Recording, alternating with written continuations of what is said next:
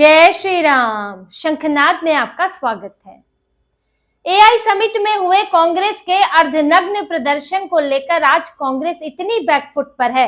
कांग्रेस का आज ये हाल है कि इसके यूथ कांग्रेस के इन गुंडों को, जब इनमें से कई गुंडों को जब जमानत भी मिल गई है तो कांग्रेस उसका जश्न नहीं मना पा रही है। ये वो पार्टी है और ये आजकल ऐसी पार्टियां हो गई हैं कि ये लोग जमानत को भी रिहाई की तरह दिखाते हैं। जैसे कि चार्जशीट का संज्ञान अगर नहीं लिया नेशनल हेराल्ड मामले में, क्योंकि तकनीकी खामी थी, उसको दोबारा पेश किया जाएगा तो उसे इन्होंने जैसे कि बरी मान लिया, रिहा कर दिया है कि पूरी तरह से केस खारिज कर दिया है। अभिषेक मनु सिंघवी आके इस तरह दिखाने लगे और राहुल गांधी के किसी मामले में रोक लग जाती है और उस मामले पर सुनवाई लंबी हो जाती है तो उसको भी ये लोग जीत की तरह दिखाते हैं कि देखो जांच एजेंसियां कुछ नहीं कर पा रही हैं। लेकिन आज जब इनके 14 में से इनके जो 9 यूथ कांग्रेस के कार्यकर्ता, सदस्य, हुड़दंगी, जो भी आप कह ले, इनको 9 को जब जमानत मिली है जिसमें उदय भानु चिप भी है, तो कांग्रेस उसे सेलिब्रेट नहीं कर पा रही है। राहुल गांधी अपने बब्बर शेरों का स्वागत करने जेल नहीं जा रहे हैं। जब उनकी पुलिस रिमांड से कुटाई पिटाई के बाद जब रिहाई हो रही है तो राहुल गांधी को जाना चाहिए था माला लेकर और फूल लेकर कि देखिए हमारे बब्बर शेर रिमांड से निकल कर आए हैं और उदय भानु चिब निकल कर आए हैं, और उनका तो स्वागत करना चाहिए था इन्हें, क्योंकि इनके हिसाब से तो कुछ गलत हुआ ही नहीं। इनके बब्बर शेरों ने, जो कि चूहे की तरह भागते फिर रहे हैं, बिल में घुसे हुए थे, खींच खींच कर निकाले गए हैं बिल से, उन्होंने तो बहुत अच्छा काम किया था। लेकिन आज राहुल गांधी ये नहीं कर पा रहे क्योंकि इन्होंने जो सोचा था वो तो हुआ नहीं। इस एआई समिट में जो इन्होंने जो घटिया काम किया उसको वाकई देश ने, मीडिया ने, राजनीतिक पार्टियों ने घटिया ही कहा। इसलिए आज ये बैकफुट पर खड़े हैं। इस पूरे मामले में कुछ अपडेट्स हैं। जो 9 लोग हैं जिनकी इस पिछले कुछ दिनों से रिमांड चल रही थी, किसी की 4 दिन की, 5 दिन की, 7 दिन की रिमांड थी, उनकी रिमांड खत्म हुई। फिर ये मामला इनका कोर्ट में पहुंचा दोबारा, कोर्ट ने इन्हें जमानत दे दी। हालांकि पुलिस ने इनकी रिमांड बढ़ाने के लिए कहा था, लेकिन कोर्ट का कहना था कि क्योंकि उस दौरान इन्होंने कोई हिंसा नहीं की है, कोई ऐसी नारेबाजी नहीं की जो भड़काऊ हो, ना कोई धार्मिक और जातिवादी कुछ नारेबाजी की है, तो फिर ये एक राजनीतिक प्रोटेस्ट की तरह है जिससे नुकसान नहीं हुआ है, कोई वहां पर फिजिकल नुकसान किसी को नहीं हुआ है। तो इसीलिए अभी इनको रिमांड पर रखना ठीक नहीं है, जेल में रखना ठीक नहीं है। मुकदमा जब शुरू होगा, कार्रवाई होगी तो फिर वो आगे की चीजें होंगी, लेकिन इस अभी रिमांड पूरी हो गई है तो फिर इन्हें रिहा कर देना चाहिए। कोर्ट का ऐसा कहना था। हालांकि जो पुलिस का कहना था कि इनको जब रोकने की कोशिश की गई तो इन्होंने धक्का मुक्की की, जिससे कि कई पुलिस वाले घायल हुए हैं और ये मेडिकल रिपोर्ट भी आई है और इन्हें जेल में रखा जाना चाहिए। ये एक बड़ी कॉन्स्पिरेसी लग रही है, लेकिन फिलहाल कोर्ट ने जमानत दे दी है। हालांकि ये तय भी था कि लगभग जमानत मिल जाएगी, क्योंकि रिमांड बहुत ज्यादा दिनों तक देते नहीं है और क्योंकि ये कोई बहुत इन्फ्लुएंशियल लोग नहीं है और डायरेक्ट कोई आतंकी गतिविधि का लिंक नहीं है, तो फिर इसलिए रिमांड मिलना इनको जो है वो लग रहा था कि मिल जाएगी। लेकिन रिमांड मिलने का मतलब ये नहीं होता है कि मामला खत्म हो गया। रिहाई मिलने का, जमानत मिलने का मतलब ये नहीं होता है कि मामला खत्म हो गया।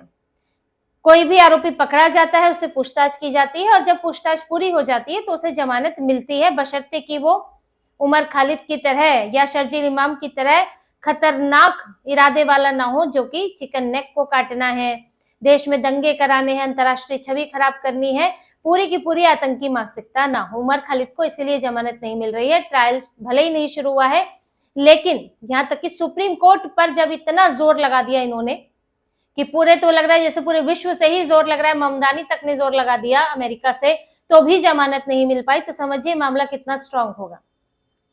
तो ऐसा मामला, तो इस तरह का मामला यहाँ पर नहीं था, तो इसलिए जमानत दे दी गई। फिर कोर्ट भी दे ही देते हैं, आर्टिकल 21 और तरह तरह की फ्रीडम को लेकर अब जेएनयू में भी जमानत मिल गई उन 14 को, तो इधर भी मिल गई है।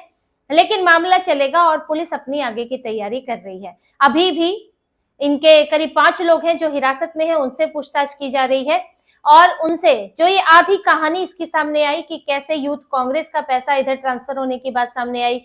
कृष्ण हरि नाम का जो इनका कार्यकर्ता है, उसके अलग अलग बैंक खाते में वो पैसा ट्रांसफर हुआ अब ये भी अपने आप में संदेह पैदा करने वाला होता है कि अलग अलग खातों में लेने की क्या जरूरत थी भाई, आप क्या छुपाना चाहते थे। ये जब इस तरह का छोटा छोटा अमाउंट करके ट्रांसफर किया जाता है अलग अलग खातों में, तो उसका मतलब वही होता है कि कुछ आप छुपाना चाह रहे हैं। और किसने डिजाइन करवाया, सिद्धार्थ नाम के कार्यकर्ता ने डिजाइन करवाया, 1 लाख प्रिंट कराई, ये सारी कुछ बैकडोर से कहानियां सामने आ गई है। लेकिन अभी भी बहुत कुछ निकलना इसमें से बाकी है, क्योंकि यूथ कांग्रेस और कांग्रेस का एक लिंक जो है, जो साफ दिख तो रहा है, लेकिन उसे पूरी तरह स्थापित करना है। अभी तक कांग्रेस इसकी जिम्मेदारी नहीं ले रही है। कांग्रेस का कहना है कि हमारे यूथ कांग्रेस के जो नेता कार्यकर्ता हैं, वो खुद अपनी मर्जी से, वो खुद इतने उद्वेलित हो गए, उनका मन इतना विचलित हो गया पीएम मोदी और ट्रंप के साथ डील देखकर, इंडिया अमेरिका की डील देखकर, कि विचलित मन जो है वो पहुंच गया इस समिट में टी शर्ट छपवाकर और वहां पर हुड़दंग मचाने लगा। हमें नहीं पता था जी, लेकिन हम सपोर्ट करते हैं। ये कांग्रेस का स्टैंड है इस मामले में। कांग्रेस का कोई भी अध्यक्ष है, आला कमान है, राहुल गांधी, ये लोग डायरेक्टली जिम्मेदारी नहीं ले रहे हैं कि हाँ ये हमारी प्लानिंग थी, हमने विरोध प्रदर्शन करने भेजा। तो कुल मिलाकर उदय भानु चिप को बलि का बकरा बना रहे हैं। लेकिन पुलिस का मानना ऐसा नहीं है। पुलिस को जिस तरह से बिहार कांग्रेस से लिंक जुड़ता हुआ मिल रहा है पैसों के जरिए, तो ये दिखाता है कि कहीं ना कहीं जो बड़ी कांग्रेस है, जो मेन कांग्रेस है, उसकी इसमें मिली भगत रही है। और जिस तरह से इन्होंने सपोर्ट किया, बब्बर शेर कहकर राहुल गांधी कूदे, इस जो पूरा मामला था इसके अंदर उन्होंने अपना स्टैंड रखा, उससे भी साफ दिखता है कि यहाँ ऊपर से इनको जरूर परमिशन रही होगी। बाकी और ये प्लानिंग जो है, देखिए प्लानिंग कोई एक दिन की नहीं थी, ये भी स्पष्ट है। उदय भानु चिप को अचानक से मन किया और प्लानिंग बना दी, ऐसा भी नहीं था, क्योंकि रजिस्ट्रेशन कराया था, पहले से जाने का तय था इन्होंने कि हम वहां जाएंगे, प्रोटेस्ट करेंगे। और क्योंकि प्रिंटिंग इतनी 1 लाख टी शर्ट और छतरियां प्रिंट कराने में भी समय लगता है, तो प्लानिंग तो लंबी थी। एआई समिट शुरू होने से पहले की प्लानिंग चल रही थी, इसका अंदेशा ये लगता है।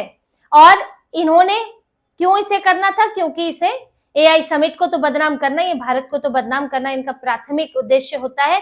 दूसरा, इन्हें दिखाना था कि एक जातिवादी आंदोलन हो रहा है, यानी कि ओबीसी, जैसा कि मैं आपको पहले भी वीडियो में बता चुकी हूँ, इसमें 4-5 ओबीसी लड़के हैं, जिसमें खासतौर पर अलग अलग राज्यों से चुने गए हैं, तेलंगाना से, बिहार से, यूपी से, मध्य प्रदेश से। तो इसे जातिवादी रंग देना भी इनका एक मकसद था, लेकिन ये मकसद इनका पूरा नहीं हो पाया। तो देखिए इसमें जो धाराएं लगी हैं, इनकी धाराएं हैं सार्वजनिक संपत्ति को नुकसान पहुंचाने की, जो वहां पर अधिकारी हैं, लोक सेवक हैं, उनके कामकाज में बाधा डालने की, हुड़दंग मचाने की, और ये धाराएं हैं। लेकिन इसमें आगे चल के एक भारत विरोधी, देश विरोधी धारा भी इसमें जुड़ सकती है।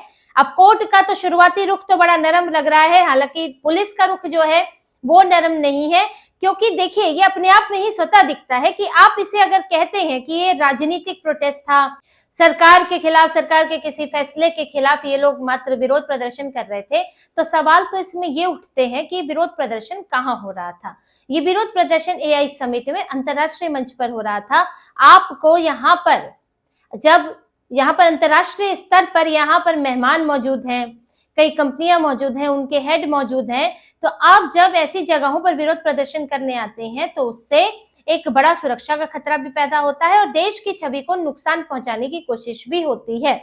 आप किसी जंतर मंतर पर प्रोटेस्ट, सड़क पर ऐसे ही बिना परमिशन लिए भी अगर कोई प्रोटेस्ट करे, उसकी तुलना आप एआई समिट में सोची समझी साजिश के तहत किए गए प्रोटेस्ट से नहीं कर सकते।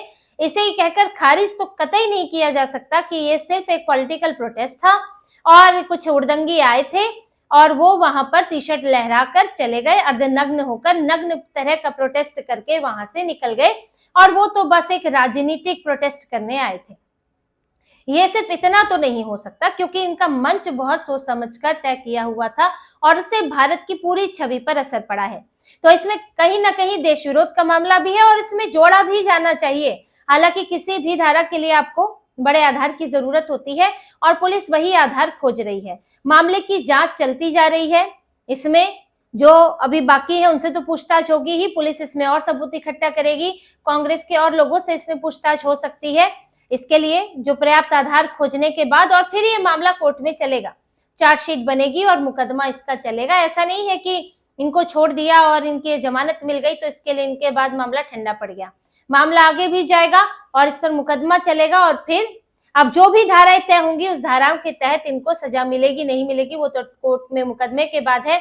लेकिन फिलहाल कांग्रेस का ये पैतरा फेल हो गया है और जो इसमें बड़े खुशी खुशी यहाँ विरोध प्रदर्शन करने गए थे उन्हें भी ये सबक मिल गया है कि ये हर जगह विरोध प्रदर्शन को हल्के में नहीं लिया जाता और आपको सोच समझ कर विरोध प्रदर्शन का मंच चुनना चाहिए, वरना आप इसी तरह खदेड़ खदेड़ कर पहले तो पीटे जाओगे और फिर जेल में सूते जाओगे। तो इसी तरह की और खबरें और विश्लेषण आपके लिए लाते रहेंगे। हमसे जुड़े रहिए, सब्सक्राइब कीजिए, कमेंट कीजिए। बहुत बहुत धन्यवाद। जय श्री राम।